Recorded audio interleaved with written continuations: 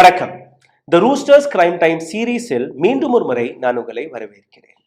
Mister X தர்மஸ்தலாவில் என்னெல்லாம் நடந்தது, எத்தனை சவங்களை அவர் புதைத்தார் என்கிற பல்வேறு மர்மமான விஷயங்களை இவர்தான் போலீசிடம் கொண்டு போய் சேர்த்தார். அதற்கு பின்பு சோஷியல் மீடியா வழியாக, மெயின் ஸ்ட்ரீம் மீடியா வழியாக, பத்திரிகைகள் வழியாக, நியூஸ் பேப்பர்கள் வழியாக இந்த நபருடைய கதையை நீங்க கேட்டு வருகிறீர்கள். ஒவ்வொரு நாளும் புதிய புதிய திருப்பங்களுடன் தர்மஸ்தலாவில் நடக்கக்கூடிய பல்வேறு மர்மமான விஷயங்கள் வெளிவந்து கொண்டிருக்கிறது. நூற்றுக்கணக்கான எலும்புக்கூடுகள், பல பெண்களுடைய மாயமான கதை அனைத்தையுமே நீங்க கேட்டீர்கள். ஆனால் இன்னைக்கு மிஸ்டர் எக்ஸின் உயிருக்கு ஆபத்துள்ளதாக ஒரு தகவலும் கசிந்துள்ளது. இதைத் தொடர்ந்து SITN டீம் இந்த நபருடைய பாதுகாப்பு வளையத்தை இன்னும் அதிகமாக பலப்படுத்தியுள்ளார்கள். இன்னொரு பக்கம் பார்த்தீர்கள்ல, ஒரு சில அரசியல்வாதிகள் யாரை காப்பாற்றுவதற்காக, இந்த இடத்தை சுற்றி இருக்கக்கூடிய பல்வேறு விஷயங்களை மறைப்பதற்காக ஒரு போராட்டத்தையும் அறிவித்துள்ளார்கள். பிஜேபியை சார்ந்த நபர்கள் இந்த இடத்தை ஒரு மத அடையாளத்தை வைத்து, மத போர்வையை வைத்து இந்த இடத்தின் பெயரை கெடுப்பதற்காக ஒரு சில நபர்கள் வேலை பார்ப்பதாக ஒரு குற்றச்சாட்டையும் எடுத்து வைத்திருக்கிறார்கள். நேரடியாக அவர்களுடைய டார்கெட் மிஸ்டர் எக்ஸ் ஆக இருக்கிறார். ஒரு பிஜேபியை சார்ந்த நபர் கிடையாது. இது போன்ற பல்வேறு நபர்கள் மிஸ்டர் எக்ஸை தாக்கி பேசி வருகிறார்கள். அப்போ இந்த வழியாகவும் அவருக்கு ஆபத்துள்ளதா என்கிற அந்த கேள்வியும் வருகிறது. எதற்காக மத அடையாளத்தை வைத்து யாரை காப்பாற்றுவதற்காக இந்த முயற்சி எடுக்கப்படுகிறது, அதையும் நீங்க புரிந்து கொள்ள இருக்கணும். ஆனால் இந்த பதிவை ஒரு கதையிலிருந்து நாங்க தொடங்க ஆசைப்படுகிறோம். அதாவது மிஸ்டர் எக்ஸின் கதை. இன்னைக்கு மிஸ்டர் எக்ஸுடைய பாதுகாப்பு எப்படி உறுதி செய்யப்பட்டது, அதையும் நீங்க பார்க்க வேண்டும். ஜூன் மாதம் கடைசி வாரத்தில் மிஸ்டர் எக்ஸ் பெங்களூர்ல இருக்கக்கூடிய ஒரு அட்வொகேட் வீட்டிற்கு போகிறார். அவரை சந்தித்த உடனேயே அவர் பேசிய முதல் வார்த்தை, சார் உங்களை நான் நம்பலாமா? மிகவும் சீக்ரெட்டான ஒரு கதையை உங்களுக்கு முன்பு எடுத்து வைக்க போகிறேன். நான் ஒரு சில பிணங்களை புதைத்திருக்கிறேன். வருடம் 1998ஆம் ஆண்டு முதல் பிணத்தை நான் புதைத்தேன் தர்மஸ்தலா என்கிற இடத்தில். தர்மஸ்தலா என்கிற இந்த வார்த்தை கேட்ட உடனே அந்த அட்வொகேட், அது கோவில்கள் இருக்கக்கூடிய இடமாச்சு, அங்க போய் எப்படி நீங்க? இல்ல, அந்த இடத்தில் நான் வேலை பார்த்தேன். 1995ஆம் ஆண்டுல இருந்து 2014ஆம் ஆண்டு வரை இந்த இடத்தில் நான் வேலை பார்த்தேன். இந்த இடத்துல தான் 1998ஆம் ஆண்டு இந்த சவத்தை பதித்தேன். அப்ப அவருக்கு ஒண்ணுமே புரியல. என்ன ஆச்சு, கொஞ்சம் விரிவா சொல்லுங்க. சவத்தை பிதைப்பது தானே, இதுல என்ன? இல்ல சார், ஒரு மர்மம் இருக்கு. அந்த நான் முதலாக புதைத்த அந்த சவம் ஒரு பெண்ணின் சவம். அதை கற்பழித்து கொலை செய்தார்கள். அப்போ நீங்க தான் அந்த ரேபிஸ்டா, அந்த கொலைகாரரா? இல்ல இல்ல, நான் அந்த கொலையும் செய்யல, நான் அந்த பெண்ணை பார்த்ததும் கிடையாது. என்னை மிரட்டி அந்த சவத்தை புதைக்க வைத்தார்கள். சரி, அட்வொகேட்டுடைய அடுத்த கேள்வி, இப்ப என்ன செய்ய போறீர்கள்? அந்த நபர்களை பிடிக்க வைக்க ஏதாச்சும் உங்கள்ட்ட ஐடியா இருக்கா? இல்ல சார், இது ஒரு கேஸ் கிடையாது, இது போன்ற நூற்றுக்கணக்கான சவங்களை நான் புதைத்துள்ளேன். தர்மஸ்தலாவை சுற்றி இருக்கக்கூடிய பல்வேறு இடங்கள். இந்த வார்த்தை கேட்ட உடனே அந்த அட்வொகேட் ஒண்ணுமே புரியல. ஏதோ மனநோயாளி போல வந்து கதை விட்டுட்டு இருக்காரு. நம்பல. ஃபர்ஸ்ட் சரியாதான் சொல்றீங்களா? 100க்கும் மேற்பட்ட சவங்களை நீங்க புதைத்ததாக? ஆமா சார். நான் இல்ல கணக்கு மறந்துருப்பீங்க, 10-20 இருக்கும். இல்ல, 10-20 கிடையாது, 100க்கும் மேற்பட்ட சவங்கள் 1998ஆம் ஆண்டுல இருந்து 2014ஆம் ஆண்டு வரை நான் புதைத்தேன். அங்க இருக்கக்கூடிய ஒரு சில நபர்களுடைய பெயரை எடுத்து, இந்த நபர்களுடைய அழுத்தத்தால் இந்த நபர்கள் என்னை மிரட்டி என்னுடைய குடும்பத்துடைய உயிரை எடுத்து விடுவோம் அப்படின்னு நாங்கள் சொல்லும்படி நீங்க கேட்கவில்லை என்றால் உன்னை கொன்று விடுவோம், என்னுடைய குடும்பத்தை அழித்து விடுவோம் என்று என்னை மிரட்டினார்கள். அதை வைத்துதான் இந்த வேலையை நான் பார்த்தேன். இரவு எனக்கு தூக்கம் வருவதல்ல. என்னுடைய சொப்பனத்தில் நான் புதைத்த பல்வேறு பெண்களுடைய அந்த ஞாபகம் எனக்கு வருது. என்னால் உயிர் வாழவே முடியல. நான் இந்த விஷயத்தை இதற்கப்புறம் என்னுடைய மனதில் வச்சு புதைக்க விரும்பவில்லை. நான் இதை எக்ஸ்போஸ் செய்யணும்னு முடிவெடுத்துட்டேன். அதனால உங்களோட உதவி தேவைப்படுது. என்னோட இந்த கம்ப்ளைண்ட்டை நீங்க எழுதி கொடுக்கணும். 3வது முறை மீண்டும் ஒரு முறை அந்த அட்வொகேட் அழுத்தமாக கேட்டிருக்கிறார், நீ சொல்றது உண்மைதானா? ஆமா சார். அப்படி நீ சொல்றது உண்மையா இல்லைன்னா இதை பத்தி எனக்கு ஏற்கனவே நான் விசாரிச்சுட்டேன். என்னுடைய ஒரு சில ரொம்பவே நெருக்கமாக இருக்கக்கூடிய நண்பர்கள் என்னுடைய குடும்பத்திடம் போய் பேசும்போது, நீ செய்ய போற விஷயம் சாதாரணமான விஷயம் அல்ல. அப்படி நீ பொய் பேசுறன்னு வெளியில வந்துருச்சுன்னா உனக்கு சிறை தண்டனை கிடைக்கும். எனக்கு இந்த விஷயம் தெரியும் சார். அப்படி நான் பொய் பேசினா நான் மாட்டிடுவேன், என்னுடைய வாழ்க்கை அழிஞ்சிடும். இந்த வேலையை நான் பார்க்க மாட்டேன், நான் பொய்யும் பேச மாட்டேன். சரி, நீ பேக் அவுட் அடிச்சிட்டேன்னா பேக் அவுட்டும் நான் அடிக்க மாட்டேன். சரி, நான் எப்படி நம்புறது? நீ உண்மையை தான் பேசுறேன்னா எப்படி நான் நம்புறது? அப்படியே கீழே குனிஞ்சு ஒரு பைய எடுத்து மேலே வைக்கிறார். பையை திறந்து ஒரு எலும்பு கூடு மண்டையோடு அப்படியே டேபிளில் வைக்கிறார். நீங்கள் எப்படி கேட்பீங்கன்னு எனக்கு தெரியும். அதனால இந்த ஃபர்ஸ்ட் இன்ஸ்டால்மெண்ட் என்னுடைய ஆதாரம். இன்னும் ஒரு சில எலும்புகளை டேபிளில் வைக்கிறார். அந்த எலும்பு கூடுற அந்த எலும்புகளை பார்த்த உடனே இவருக்கு ஒரு விஷயம் புரியுது. இந்த நபர் இவர் பேசக்கூடிய விஷயத்துல சப்ஸ்டன்ஸ் ஏதோ இருக்கு. உறுதியா இந்த நபர் பேசுறாரு. சரி, இந்த விஷயத்தை பத்தி யார்கிட்டயுமே பேசாதீங்க, எனக்கு ஒரு 2-3 நாள் கொடுங்க, யோசிப்போம். இந்த நபரை வீட்டுக்கு அனுப்பிட்டு அட்வொகேட் தன்னுடைய சீனியர்கள்லாம் ஃபோன் அடிச்சு பேசுறாரு. தர்மஸ்தலாவை சுற்றி வெளிவந்த பல்வேறு மர்மமான கதைகள் ஏற்கனவே மீடியா வழியாக, கேசஸ்கள் வழியாக கோர்ட்டில் இருப்பதை அவர்களும் தெரியும். சரி, இந்த நபர் பேசுறது உறுதின்னு நீங்க நம்புறீங்கன்னா, அந்த நபரிடம் இருக்கக்கூடிய ஆதாரங்கள் சரின்னு நீங்க நம்புறீங்கன்னா, அந்த நபரை கூட்டிட்டு ஃபர்ஸ்ட் ஒரு கேஸ் ஃபைல் செஞ்சு அந்த கேஸ் நேரடியாக அங்கே இருக்கக்கூடிய லோக்கல் போலீஸ் ஸ்டேஷன்ல மற்றும் அங்கே இருக்கக்கூடிய எஸ்பி ஆஃபீஸில் அந்த ரெஜிஸ்டர் பண்ணிடுங்க. சரின்னு அந்த சீனியர்ஸ்கள் படி இந்த மிஸ்டர் எக்ஸையும் கூட்டிட்டு ஒரு நாள் உட்காந்து இந்த ஒட்டுமொத்த கம்ப்ளைண்ட் எழுதியிருக்காங்க. எழுதிட்டு ஜூலை 4ஆம் தேதி எஸ்பி ஆஃபீஸருக்கு போகிறாங்க.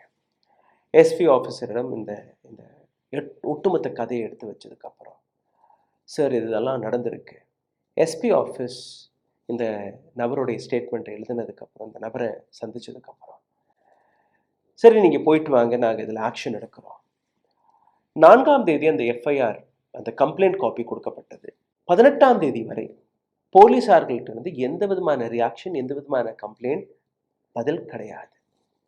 அதாவது ஒரு நபர் உங்கள்கிட்ட வந்து சொல்றாரு, நூற்றுக்கணக்கான பிணங்களை நான் புதைத்திருக்கிறேன், தர்மஸ்தலா என்கிற இடத்துல இந்த விஷயம் நடந்திருக்கு, அப்போ கூட எந்த ஆக்ஷனும் இல்லை. ஆனால் 18ஆம் தேதி போலீஸ் ஒரு ஸ்டேட்மெண்ட்டை கொடுக்குது தர்மஸ்தலாவை பற்றி. அதற்கான காரணம் இல்லை.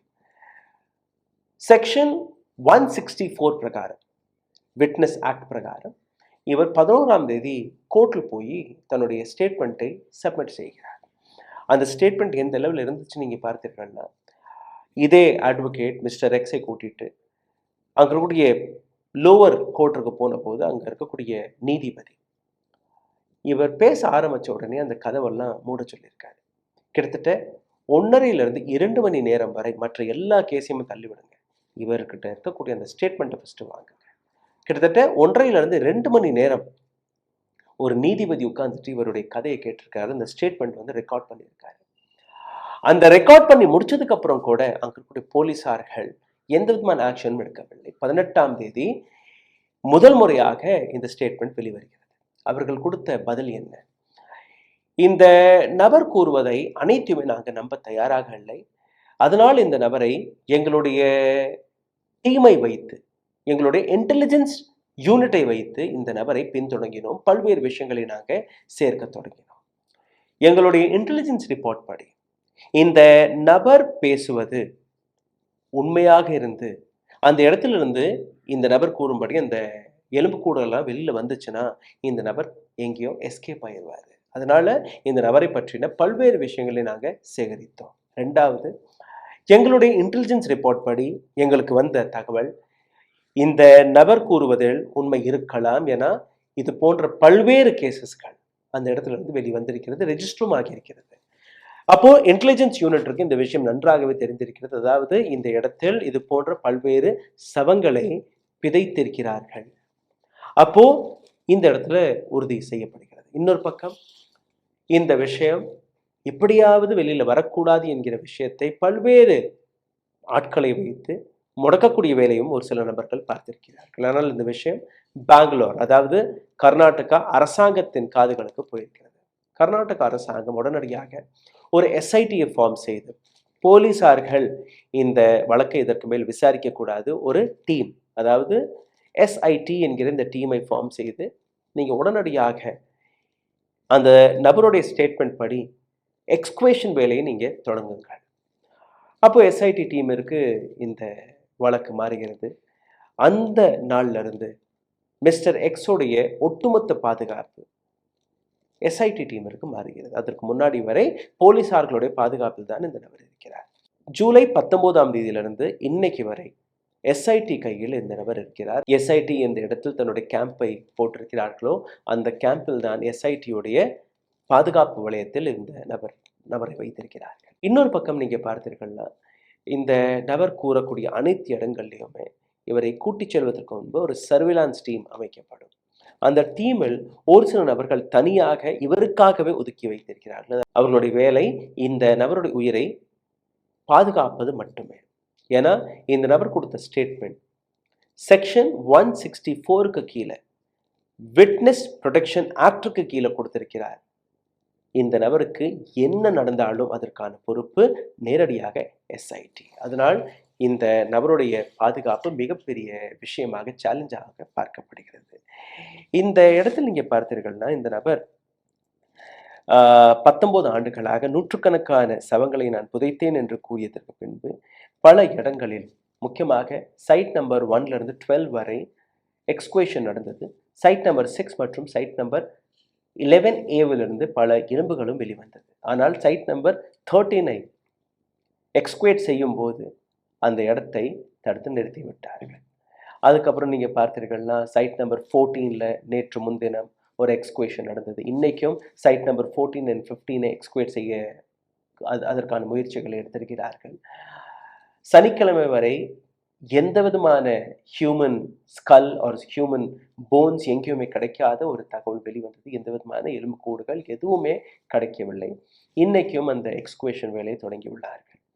சைட் நம்பர் 13ஐ எதற்காக இவர்கள் தோண்டாமல் விட்டார்கள் என்கிற அந்த பதிலும் இன்னைக்கு கிடைத்து விட்டது. அதாவது இந்த நபரின் இன்ஸ்ட்ரக்ஷன் படி சைட் நம்பர் 13ஐ 20 அடி ஆழத்தில் தோண்ட வேண்டும். அதற்கான காரணம், இந்த இடத்தில் பல சவங்களை ஒரே இடத்தில் ஒரே நேரத்தில் நான் புதைத்ததாக, 20 அடிக்கு மேல நான் தோண்டி அந்த சவங்களை புதைத்ததாக இந்த நபர் கூறியுள்ளார். அப்போ அந்த இடத்தை அந்த அளவில் தோன்றினால் மட்டும்தான் இந்த எலும்புக்கூடுகள் கிடைக்கும் என்பது இவர்களுக்கு தெரியும். இன்னொரு அங்கு பிரச்சனை இருக்கு. எந்த இடத்தை இவர் அடையாளம் கண்டுபிடித்தாரோ அந்த இடத்தில் ஒரு டிரான்ஸ்ஃபார்மர் இருக்கு, எலக்ட்ரிக்கல் டிரான்ஸ்ஃபார்மர் இருக்கு. அந்த டிரான்ஸ்ஃபார்மரை நீக்குவதற்கு முன்பு பல மெஷர்ஸ்கள் நீங்க எடுக்கணும். அதாவது சுற்றி இருக்கக்கூடிய கிராமங்கள் அங்கே மின்சாரம் பிரச்சனை வராதபடி இன்னொரு டிரான்ஸ்ஃபார்மர், இன்னொரு லைனை மாற்றினதுக்கு அதுக்கப்புறம் தான் இந்த வேலையை பார்க்கணும். 2வது 20 அடின்னு சொல்றாரு. 20 அடி தோண்டினதுக்கு அப்புறம் ஒண்ணுமே கிடைக்கலைன்னா, அப்போ எஸ்ஐடிஎன் டீம் அங்கே இருக்கக்கூடிய அரசாங்கத்திற்கு ஒரு ரெக்வெஸ்ட் எடுத்து வைத்திருக்கிறார்கள். அதாவது எங்களுக்கு ஜிபிஆர் என்கிற இந்த சிஸ்டம் வேணும், கிரவுண்ட் பெனட்ரேட்டிங் ரெடார் என்று கூறுவார்கள். அதற்கான அப்ரூவல் அரசாங்கம் கொடுத்து விட்டது. இப்போ ஜிபிஆர் என்கிற சிஸ்டம் எஸ்ஐடி டீமிற்கு கொடுக்கவும் பட்டது. இதற்கு மேல நீங்க பார்த்தீர்கள்னா, அந்த சைட் நம்பர் 13 மற்ற இடங்களில் ஃபர்ஸ்ட் அந்த ஜிபிஆர் இன்ஃபர்மேஷன் எடுப்பார்கள். பாதாளத்தில் என்னெல்லாம் இருக்கிறது என்கிற விஷயத்தை படம் பிடித்து பார்ப்பார்கள். எந்த இடத்தில் அந்த எலும்புகள் அல்ல மற்ற விஷயங்கள் கிடைப்பதாக இருக்கிறதோ அந்த இடத்தை பர்டிகுலராக தோண்டக்கூடிய வேலையை பார்த்து வருகிறார்கள். இதற்கு முன்பு அந்த டிரான்ஸ்ஃபார்மரையும் அங்கிருந்து நீக்கி விடுவார்கள். இவருடைய பாதுகாப்பை நீங்க பார்த்தீர்கள்னா, இந்த புதிய த்ரெட் வந்ததுக்கு அப்புறம் 24 மணி நேரமும் சிசிடிவி கேமராவுக்கு அந்த பாதுகாப்பில் இந்த நபரை வைத்திருக்கிறார்கள். எப்பெல்லாம் இது போன்ற எக்ஸ்குவேஷன் வேலை நடக்கிறதோ அதற்கு முன்னாடியே ஒரு சர்வேலன்ஸ் டீம் போய் ஒட்டுமொத்த பாதையை ஸ்கேன் செய்து எங்கெல்லாம் இவருக்கு பாதுகாப்பு குறைவாக இருக்கிறது அங்கெல்லாம் போலீசார்களை போட்டு ஒரு வாட்டி அந்த ஒட்டுமொத்த பாதை செக்யூர் ஆனதுக்கு அப்புறம் தான் இந்த நபரை அங்கிருந்து கூட்டிச் செல்கிறார்கள். அந்த இடத்திற்கு போனதுக்கு அப்புறம் கூட நீங்க பார்த்தீர்கள்னா, not even police can reach him. சுற்றி நீங்க ஒரு பாதுகாப்பு வளையம், அதுக்கப்புறம் நீங்க பார்த்தீர்கள்னா எஸ்ஐடிக்கு அந்த டீமுக்கு நடுவில் தான் இந்த நபரை நீங்க பார்த்திருக்க முடியும். இன்னும் சொல்ல போனால், இப்போ ஃபர்ஸ்டாவது அவருடைய படத்தை எல்லாம் மீடியா நபர்கள் பிடித்தார்கள். இப்போ அந்த படம் கூட நீங்க பிடிக்கக்கூடாது, அக்கம் பக்கத்தில் யாருமே வரக்கூடாதபடி ஒரு மிகப்பெரிய ஸ்ட்ரிக்ட் செக்யூரிட்டியை இப்போ போட்டிருக்கிறார்கள் இந்த நபருக்கு.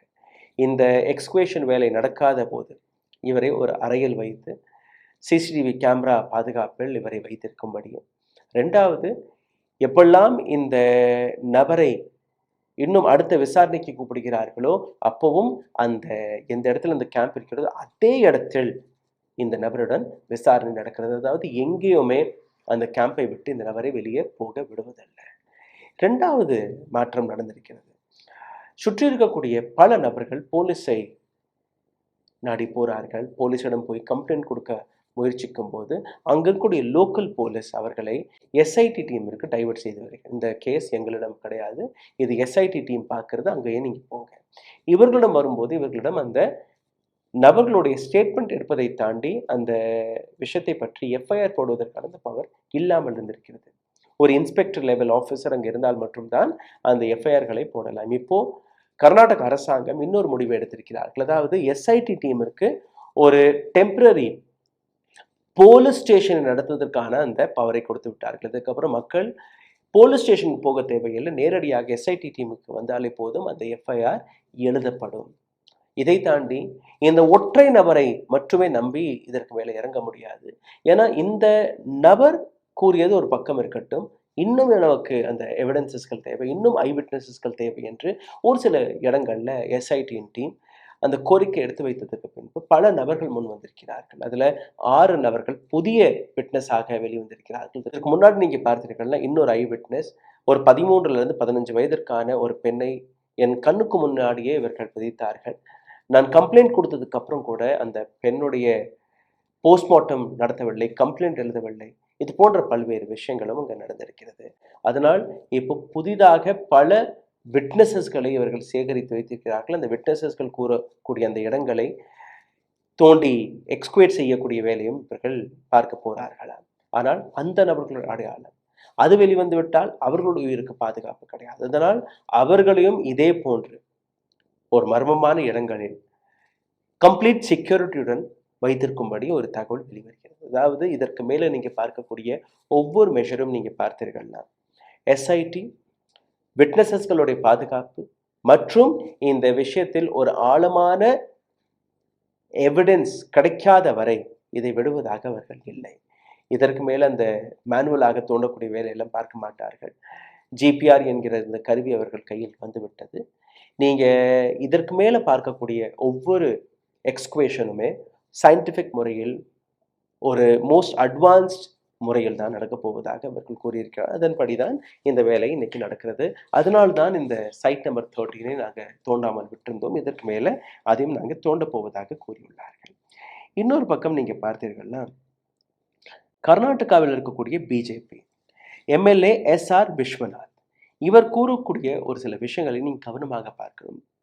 தர்மஸ்தலா ஒரு பவித்திரமான ஸ்தலம். இங்க இருக்கக்கூடிய இந்துக்கள், இங்க இருக்கக்கூடிய கோவில்களை அவமானப்படுத்துவதற்காக, அசிங்கப்படுத்துவதற்காக ஒரு சில நபர்கள் நடத்தக்கூடிய நாடகம். இது உடனுக்குடன் தடுத்து நிறுத்தப்பட வேண்டும். இங்க நடக்கக்கூடிய இந்த எக்ஸ்குவேஷன், இந்த சானிட்டரி ஒர்க்கர் அவர் கூறிய கதைகள் அனைத்துமே கட்டுக்கதை. அந்த நபர் கூறிய விஷயங்களை வைத்து நீங்க இது போன்ற தோண்டக்கூடிய வேலையெல்லாம் பார்க்கக்கூடாது. இதை உடனுக்குடன் தடுத்து நிறுத்துங்கள். அப்படி நீங்க செய்யவில்லை என்றால் ஆகஸ்ட் 16ஆம் தேதி நாங்கள் மிகப்பெரிய போராட்டத்தை அறிவித்திருக்கிறோம்.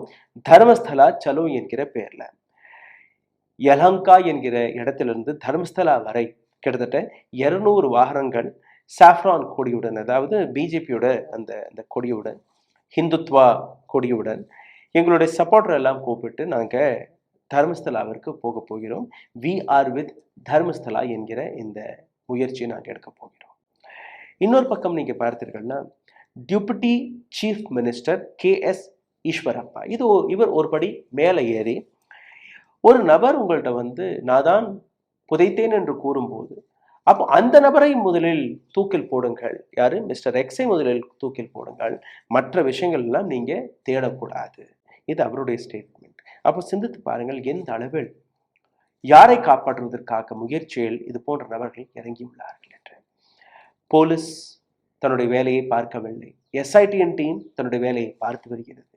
ஆனால் எஸ்ஐடிஎன் டீமிடமிருந்து இந்த இன்வெஸ்டிகேஷனை பறித்து NIA-விடம் ஒப்படைக்க வேண்டும் என்கிற அந்த குரலையும் இவர்கள் எழுப்பிவிட்டார்கள். அதாவது NIA சென்ட்ரல் கவர்மெண்ட் கையில் இருக்கிறது. அந்த இடத்தில் இருக்கக்கூடிய வீரேந்திர ஹேக்டே என்கிற இந்த நபர் பிஜேபியை சார்ந்த ராஜ்யசபா MP. அப்ப இவரை காப்பாற்றுவதற்காக இந்த அனைத்து நபர்களுமே குதித்து விட்டார்களா, அல்ல இதற்கு பின்னாடி இன்னும் மிகப்பெரிய அளவில் மர்மங்கள் இருக்கிறதா? அப்படி அது வெளிவந்து விட்டால் பல நபர்கள் சிக்குவார்கள் என்கிற அந்த பயத்தில் இது போன்ற நாடகங்களை இவர்கள் ஆடி வருகிறார்களா? அனைத்துமே ஒவ்வொன்றாக நாங்க ஒவ்வொரு நாளும் உங்களுக்கு முன்பு எடுத்து வைக்க போகிறோம்.